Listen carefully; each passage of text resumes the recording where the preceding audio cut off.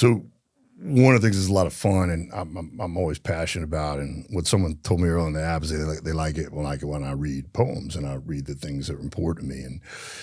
So I love doing that. But one of the things before I start doing that more is I want to tell you why I love doing that. And one of the reasons I would love doing that is I don't like listening to myself talk. But I like learning from other people. And one of the things I've always enjoyed about playwrights and poets and Shakespeare and songwriters and all these other guys and gals is they find ways to say what I have maybe too much passion and emotion to be able to put into words. So they help me find words that I don't have for myself. And you've heard me say this 100 times since you've been up here at the high ground. Like, I got to be around people who get what I don't know how to say until I figure it out or until I don't have to say it anymore. And as this young father, I have a father. My father died when I was young.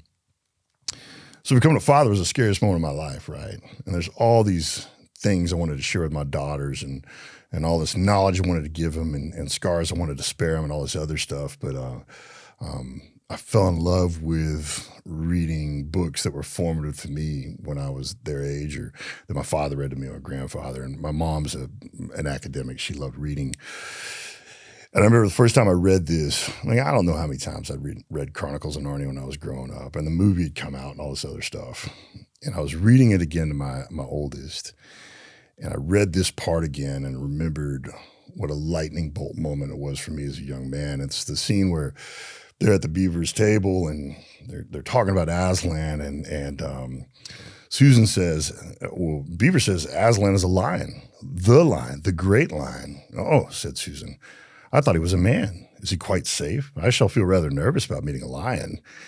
And Beaver almost indignantly goes, safe, said Mr. Beaver. Who said anything about safe? Of course he isn't safe. He's a lion, but he's good.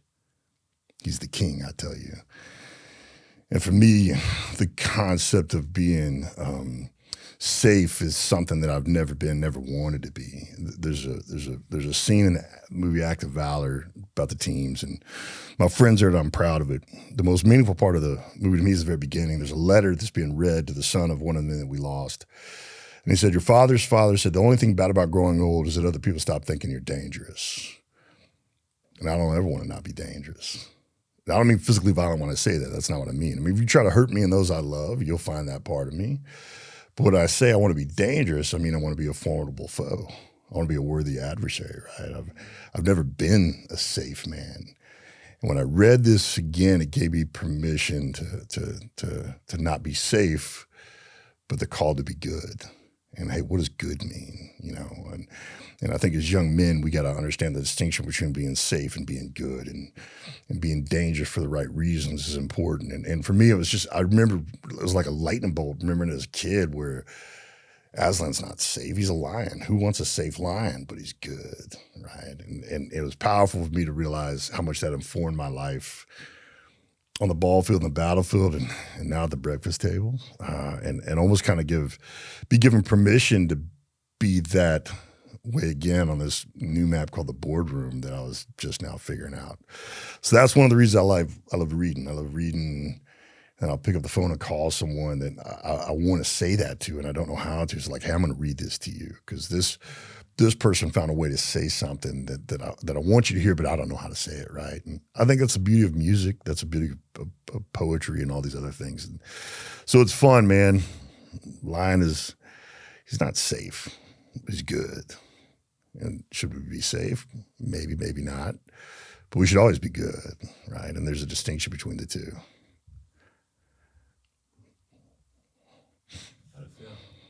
I like it, and I like being able to kind of ramble a little bit and stuff like that. It's funny you talk about that too, because there's going to be people who share this video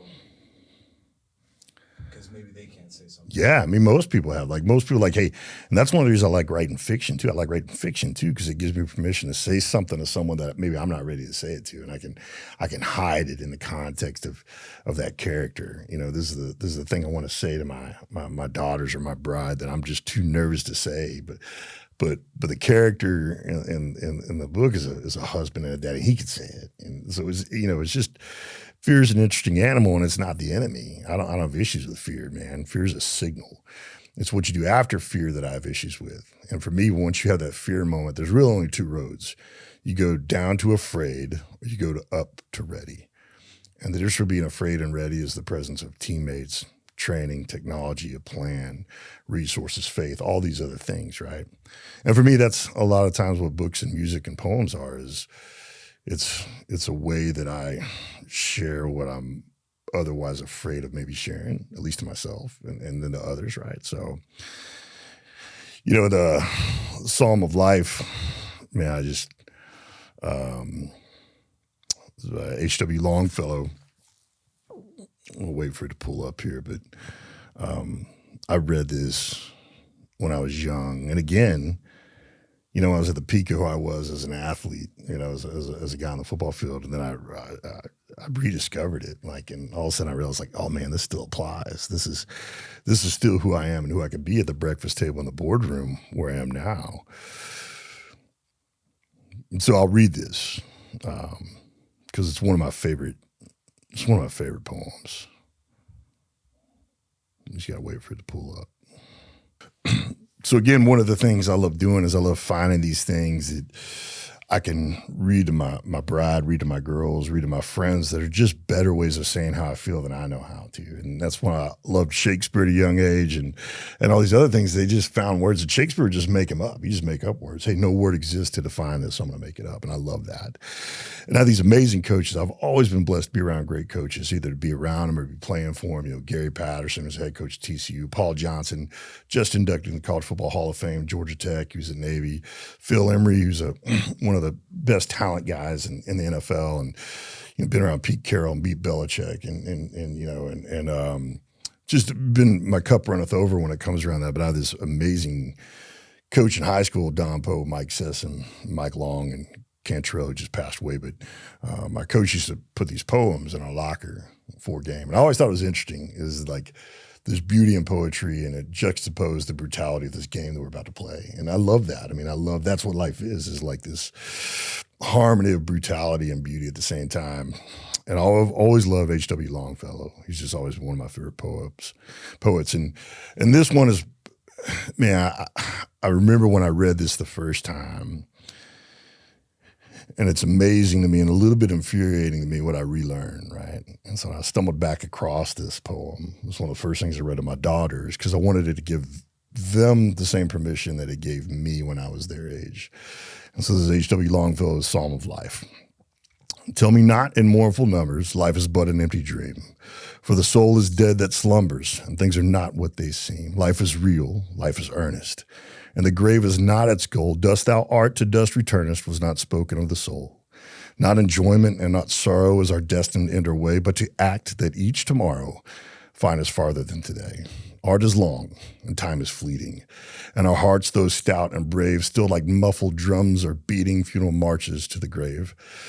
In the world's broad field of battle and the bivouac of life, be not like dumb driven cattle, be a hero in the strife. Trust no future, however pleasant. Let the dead past bury its dead. Act in the living present, hard within and God overhead. Lives of great men all remind us we can make our lives sublime, and departing leave behind us footprints on the sands of time. Footprints that perhaps another, sailing o'er life's solemn main, a forlorn and shipwrecked brother, seeing, shall take heart again.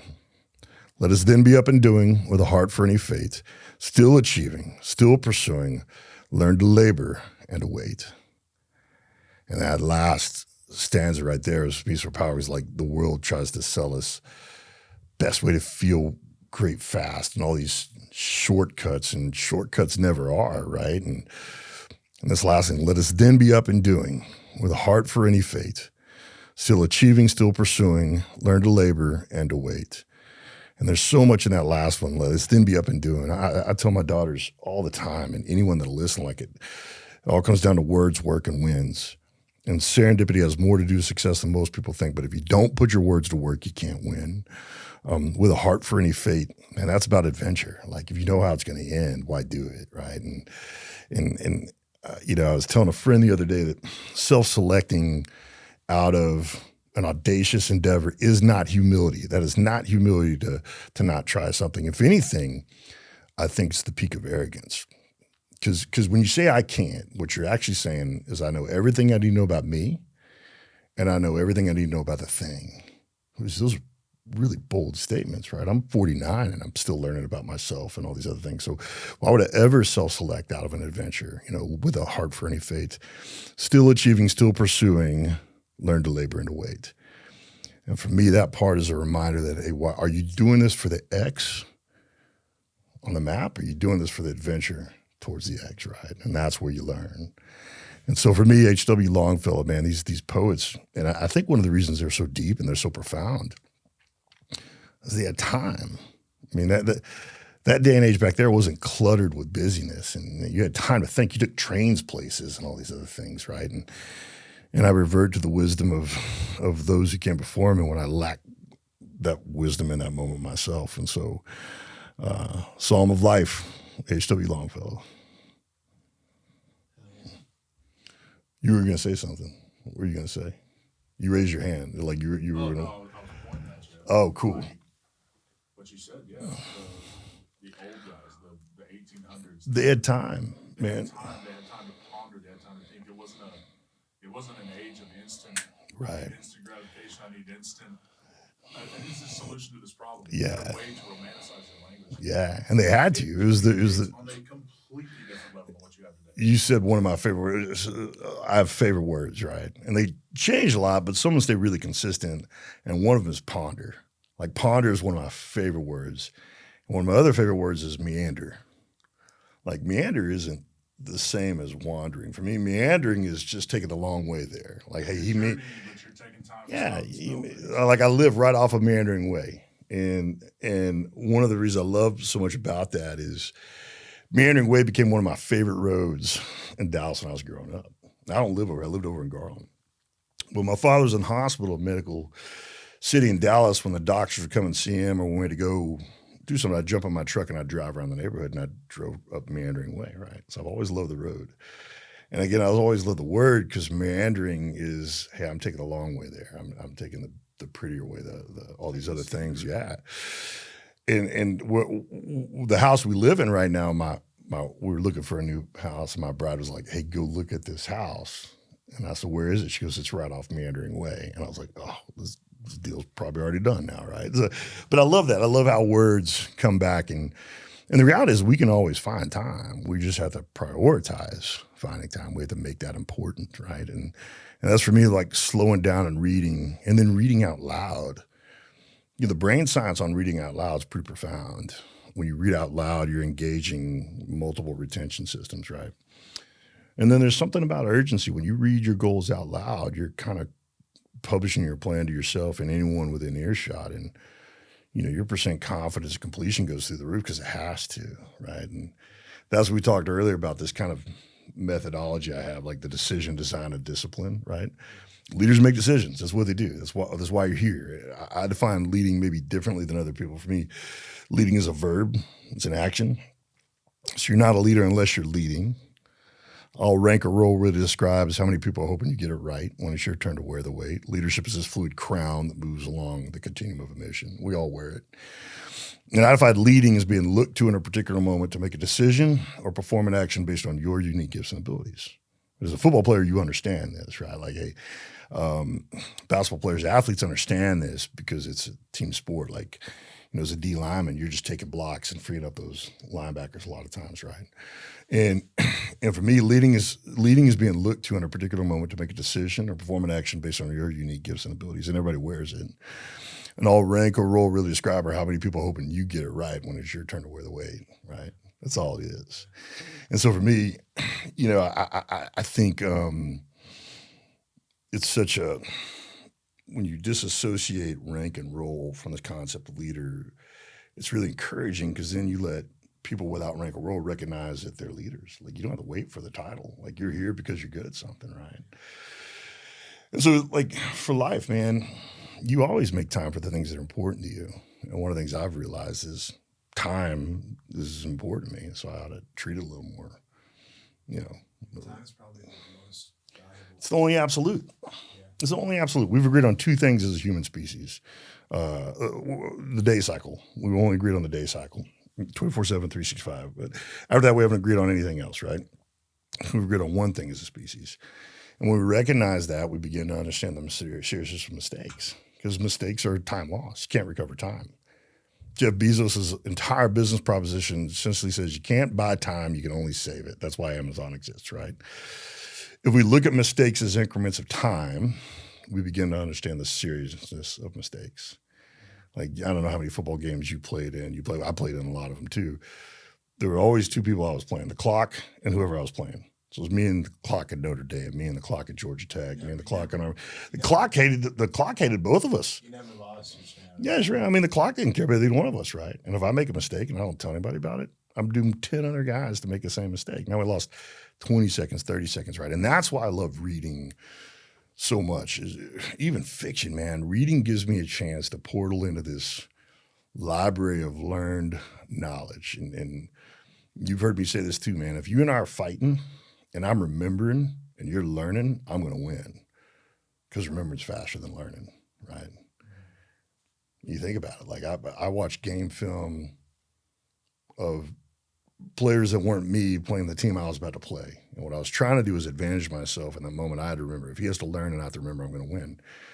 So, that's why I think reading's important and listening is important and asking questions is important because you get to remember what somebody learned the hard way, right? And that's way easier than learning it the hard way yourself. So that's why our tagline at Northern was like the hard way. Yeah, Hashtag the hard way. It's a great tagline, man. But that's why I love this, man. That's one of the things I love so much about the High Ground Network is the High Ground Network is really built to help veterans and of the ball field and the battlefield kind of distill these lessons we learned into like pearls of wisdom that are useful, actionable, and encouraging for whoever's listening to them. The guy we used to be, the guy we're gonna be, the person who does something we've never done before. I mean, knowledge is built to be shared, right? That's why I think it's so cool to be able to do this. So, what I'm thinking is we do one of these a week. I love it. Like something like if you heard of Cliff Notes. Yeah, Cliff Notes. That's what Joanne said. Joanne calls them Clint's Notes. She goes, Clint's Notes. What's Clint's Notes on this one? Like a 30-minute episode a week. The other thing would be cool would be having people in here, like Jared, having just like almost like an in-person live. Well, in the future we could have microphones too. Yeah, because I don't want to guess what people want to know. Like I'm not. That's why I like social media. My presence is minimal because I just don't. I don't want to pretend everybody wants to know what I think, right? But if someone asks me a question, the thing isn't about them wanting; it's about some of them needing. Yeah, but that's why I love the question. Like, a question just tells me what you want to know, and that's a better use of your time. And so I love this. I love the opportunity to just kind of answer questions and hear what people think. And I learn a lot when people ask questions. Mm-hmm. Like I remember. So one of the reasons, the way I talk about balance now is. Balance is not an equal distribution of effort. Balance is having high ground for hard days.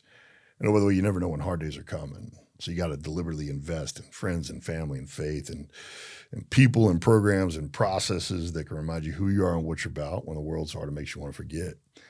And the way I talk about these, the way I try to do it as a husband and daddy, like I've got a playbook. Like I have a counter, like just like in the gym. The gym is where I always knew how to get strong, especially when I had a coach like Phil Emery and that helped us all get strong. But I remember I was with an NFL team and there's this really, really great tight end, Todd Heap. He's a fantastic tight end. And I don't even know if he remembers asking me this question, but he was with Arizona. And I think he asked me something like, he was about to become a daddy. And he was like, how do I become as good a daddy as I'm a tight end?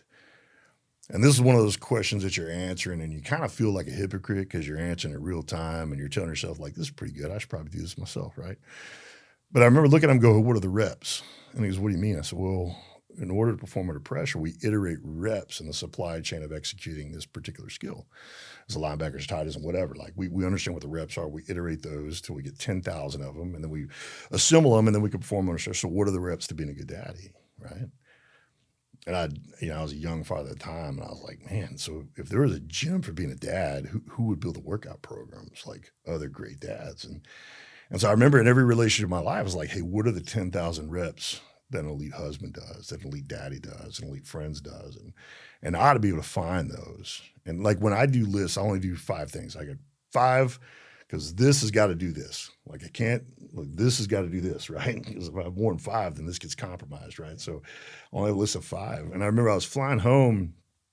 I went to my bride and I said, hey, babe, I'm going to be an elite husband. I'm going to do 10,000 things an elite husband does. And I said, I don't know if I've done 10,000 things. And she said, you haven't. I'm like, well, hold on.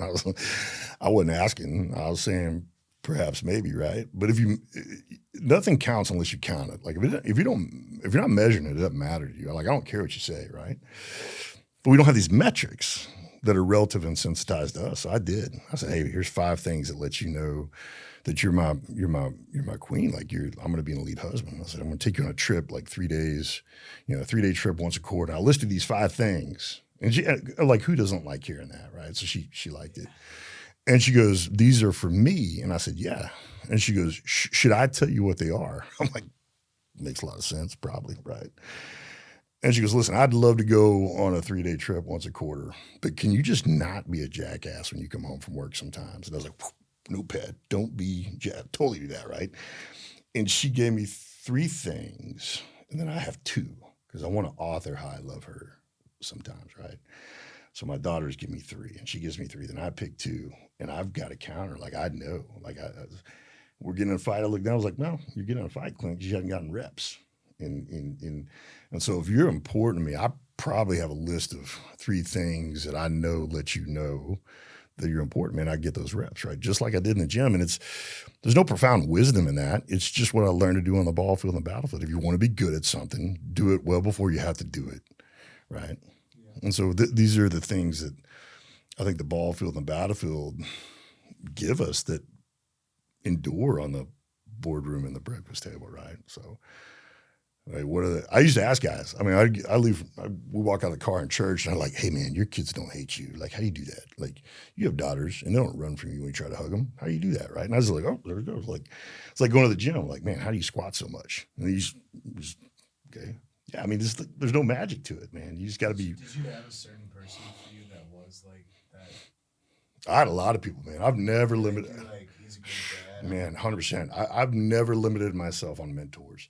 And I'm the golden corral of mentors. Like I got pudding, I got chill. Like I'm asking, like I don't need people to be like me to learn from them. Like I want the end state. Like, hey man, how does your wife not stare at you like she's angry all the time? I'd like for my wife to not do that, right? And so I got to stop making her angry all the time. No other way, she'll tell me how to do that. But I also want to learn from other people, right? Like think about this as an athlete. You were an athlete. Was there very rarely, in my experience, at like the most elite levels of athleticism, the best players never have like one person that's purely inspiring their game.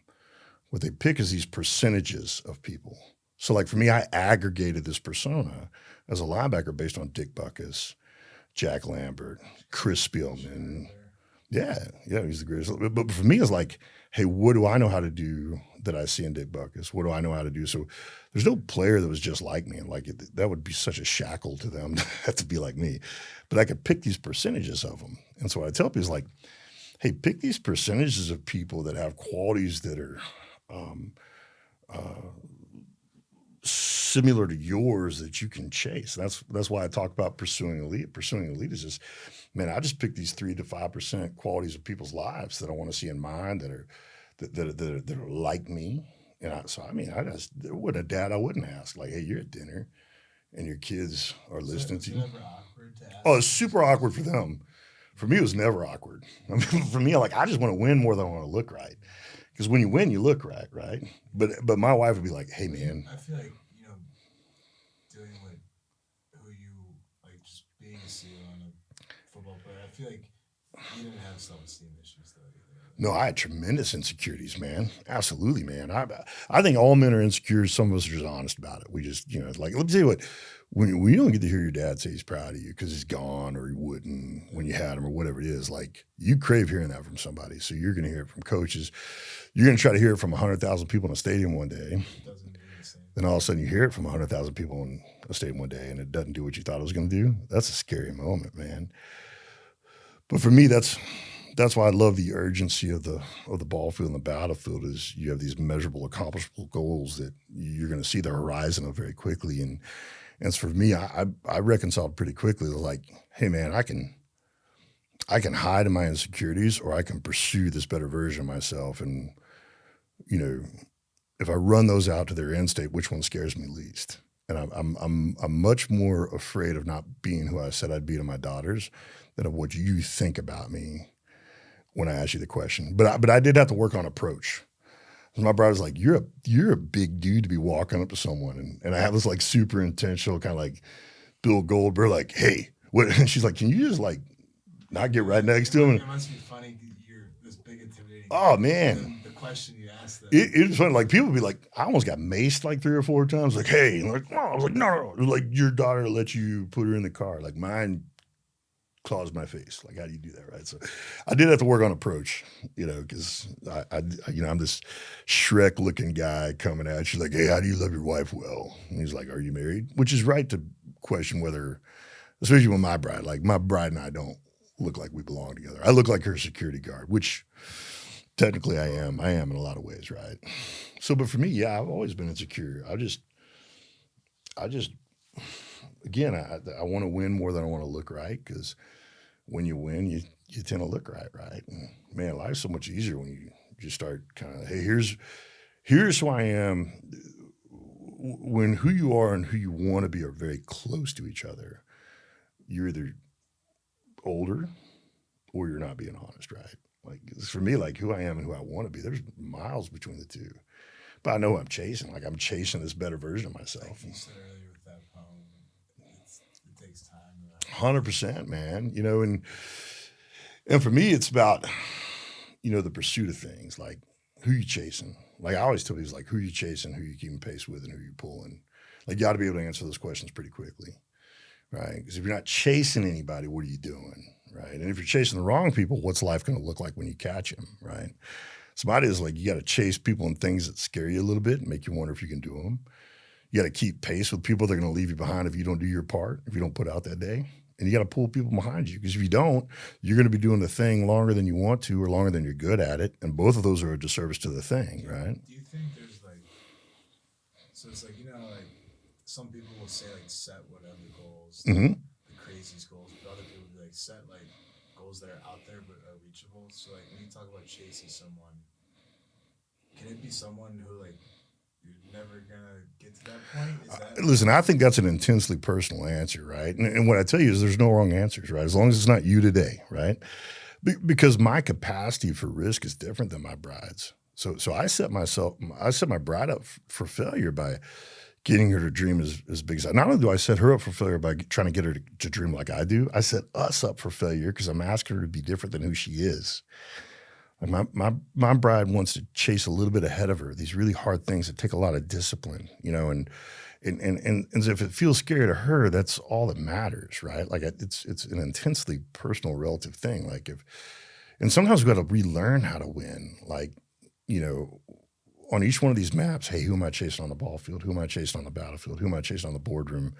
Who am I chasing at the breakfast table? We have different capacities for risk on each one of these maps, right? So for me, I knew I wasn't going to be as good as Dick Butkus, right? I mean, like the game was different, right? But if I iterated the versions of him that were accessible to me, it would work well for where I was and what I was doing, right? So I had a high capacity for risk. And hey, shoot for the moon, you don't make it, you're still higher than whatever that logic is, right? But for me as a husband, as a daddy, man, I had to pick much more measurable, nearer targets. it's not about you anymore. Well, and also my insecurities were deeper there. Like I didn't understand that map as well, right? So I was like, hey man, what did I not do wrong today? Like managing downside risk and some of these other things. So I don't think it's absolute for everyone. Like if it makes you nervous, it's worth chasing. If it makes you nervous and it's virtuous. So you have the making a nervous aspect. Do you necessarily need to have a plan right away? No, the answer is yes, but the plan doesn't have to be right. Like the plan is just a thing you change. Like having a plan is how you pivot. Like if you don't have a plan, it's like pivoting in a pool. Like you can do it, but it takes longer. It's harder. A plan is like pivoting on a basketball court. Like boom, didn't work, right? But the plan is just the version V1 of what you think is going to happen. So I don't. You always say plan your dive and dive your plan, and that's when you're diving, you're at night. And I mean, there's some truth to that, but the plan's just a thing you change when you encounter the real world, right? But having one allows you to adjust to it really quickly, right? So for me, having a plan, but not worrying about whether your plan's right or not, because you're going to learn along the way and take notes. Here's my plan if we get to point A to point B. It's written in pencil. Here's how I think it's going to. One of the greatest answers you can always give in the military is, sir, situation and terrain dictate. So situation and terrain will dictate what I do at that moment. Because whenever that map was made, there's going to be a degree of inaccuracy from whenever that map was made to where I am now. So the terrain may change. I mean, this map may be antiquated. This map may be latent, right? Situation could change what I do, right? Here's what I think I'm going to do until situation dictate and terrain dictate a deviation from this thing, right? That's like navigation. Like I've always loved the metaphor of being a ship at sea. Because the sea's always got a vote. Like you can tell the ocean what your plan is. Your plan's like, that's cute. Let me show you what's going to happen today, right? So if you look at ocean navigation, like you're never really going in a straight line on an ocean. You're going here, then here, then here, then here. You're tacking left, you're tacking right, and you're trying to hit this median that gets you to where you say you're going to go. And that's really what life is. Life is about putting this X on a map and having these sidelines that you kind of like pinball against that taper towards this thing you said you wanted to go, right? I mean, there's like the famous, I don't know if it's a road or if it's just like a line, but it's like what people think life is. It's just like a straight, and then what life really is. Yeah, I mean that's the high stress decision making that we really teach in the aviation community and the special operations, called the OODA loop. And OODA stands for observe, orient, decide, act, right? And so. Yeah, Colonel John Boyd, man, he reinvented the way that air-to-air combat happened, right? And what it was is, graphically, it's a real faithful representation of how life works. Very rarely do you iterate from problem to solution. Most of the time, you just kind of incrementally loop close to where you said you wanted to go. And when you give yourself permission to do that, you tend to hate yourself less at the end of every day, So for me, like, that's why we call this whole place a lab. It's a laboratory. Like up there in the shoot house, it's a ready lab. Why? Because brain science will tell you can't learn if you can't fail, right? The brain lacks a stimulus to growth based on success because the brain's lazy. The brain's a lion. Lion doesn't like doing anything until it has to, right? So only pain or failure triggers growth. So you can't learn if you can't fail. So how do you learn to do the things you never want to fail at in real life? In a laboratory. That's what it's built to do. So the high ground is just this laboratory. The Ready Lab is a laboratory where you figure, well, don't do it like this. That's why I love reduction. I tell people, it's like, man, reduction, at some point in time, we very wrongly started giving ourselves credit for progress based on reduction. Like at some point in time, only progress felt like progress. But at a strategic level, reduction is the most aggressive and ruthless form of progress. Like you're just wiping out whole cardinal directions of where you don't want to go. And that's tremendous progress. The problem, it doesn't feel like it until you step back and look at it. As I've gotten older, I've kind of, discipline is more don't than do. Yeah. The more I don't do what I'm not supposed to do, the more time, capacity, energy, resources I have to do the thing that I want to do, right? And that's what's so fun about being able to do this here, man. Being able to do this here, like, I've been incredibly, richly, deeply blessed by mentors. And what mentors have given me the ability to do is remember what they had to learn the hard way without having to learn it myself. If I'm paying attention. If I'm paying attention and I listen to them, then I get to remember what they learned the hard way. And when I do that, I get to go maybe further than they did. And what a gift. That's the pool piece, man. I've always felt like most great leaders want to get forgotten. Like you want to build someone that eclipses you, I think God is merciful when you do that, because a lot of times you just become unforgettable when you do it that way. Like John Wooden was trying to get forgotten for the last 50 years of his life. But every year, Kareem Abdul-Jabbar come, hey, coach, let's go. March him out to the middle of I watched Roger Staubach try to get forgotten for decades. It's just not happening because he's so stinking cool, man. It's frustrating. If there's a Captain America, it might be him. It's so infuriating because it's like I just know he's better than me. And then he tries to make me feel better about being me, but we both know it's not true. Who would he get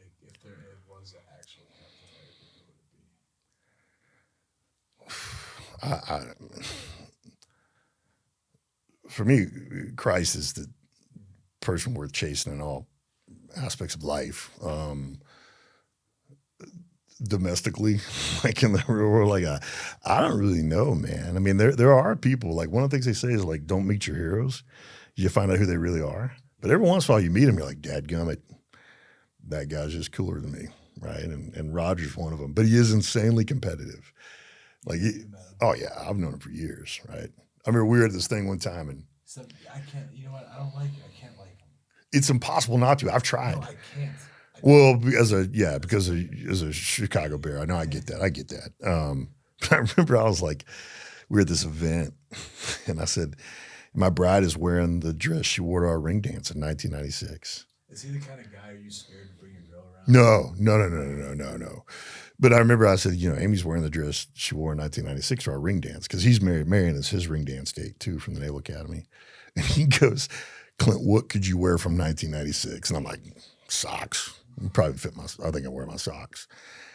And then I told her, I said, I've been married to Amy since 1996. And he looked at me and he goes, I've been with Mary Ann since 8th grade. I'm like, not everything's a contest, Roger. But he's a special guy, man. And his family's great, and Jeff and the girls, it's really special. So, but again, like for me, the gift I've always given myself is permission to learn from somebody else because I don't have the time to learn what you already know, right? I mean, that's maybe one of the byproducts of mortality, of just being around death for a long time, is you get the sense of urgency, right? Like, hey, I don't have time to learn what you already know, so I better ask you now. It's at least for me. I'm curious what you think. It's not so much urgency for me. It's just I appreciate everything more. So it's like, if like after things happen in my like death and stuff, Yeah. it's like I'm gonna listen to every single word as opposed to before traumatic events happened, where I might listen to half the words. I think you have some wisdom at your age that I didn't have at your age. I think I would give you credit for that, right? I would tell you that the difference between maybe sense of urgency and just grateful awareness is wisdom. And I think you've got some wisdom that maybe I didn't have when I was your age. So congrats on that. Don't rub it in. Like, I don't want to. I appreciate it sometimes. I'm not even being nice. I'm just being honest. Like, I'm not nice enough to just say nice stuff. Like, that's just called wisdom, right? So this is cool, man. Do you think you're gonna have enough in you for one of these a week? Oh, probably 2 a week. Yeah, but But here's the, I don't think we're like. There's no point. it doesn't mean we have to produce it. Because here's why I think 2 a week might Well, work. here's why wouldn't we produce it? No, I'm talking about producing perspective. Like, you get, because if I miss a week, we've got source content, right? Yes. And one of the reasons I think 2 week might be good is because I'll spend a lot of time from now to the next one wishing I would have said X, Y, and Z. And 2 gives me a cleanup shot, right? Well, You know what? Go in high order. When we say go high order, you know what that means. So when you're doing explosives, high order means you consumed every piece of the explosive, right? So a cleanup shot is what happens when your demo didn't go high order. You got to gather it all up again. You got to blow it up again, right? So for me, a cleanup shot is like, man, what do I wish I would have said different or better, or all these other things. And so I think 2 just kind of brain dumping sessions. A week would be great. The other thing I like doing, and Andrew Huberman does this really well, I'm just going to get another black poncho shirt and leave it up here. If you ever watch Huberman, he always wears the same stuff, right? We should do like and that just gives consistency, right? No, I agree.